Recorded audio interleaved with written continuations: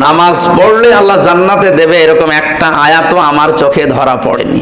এমনকি নামাজ পড়লে জান্নাত পাওয়া যাবে 100 ভাগ, এটা হাদিসেও আছে। মিফতাহুল জান্নাতি সলাত, যেটা এই হাদিসের সনদ মতন আমি খুঁজে পাইনি, এই সনদ মতন ঠিক নেই। আমরা এখানে যারা আছি আলেমরা, আপনি একটা আয়াতও বলতে পারবেন কিনা আমি জানি না। হ্যাঁ, আমার কাছে প্রমাণ আছে, দর্শক আপনারা দেখে নিতে পারেন।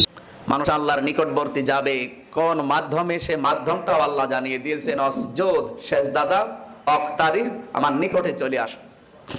তাহলে আপনি যদি আল্লাহর কাছে যেতে চান, আপনার এই প্রথম মাধ্যম এটা যে নামাজ পড়া লাগবে।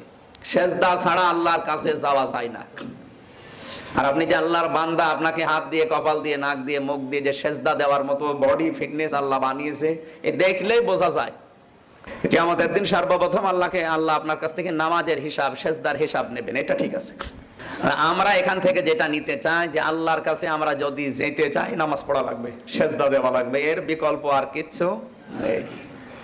বান্দা হিসাবে জান্নাত যদি আল্লাহ নাও দেয়, যেহেতু আমরা বান্দা, মালিকের একটা হুকুম যে সেজদা দাও, অসজুদ, সেজদা দাও, অক্তারিব, আমার কাছে চলে আসো।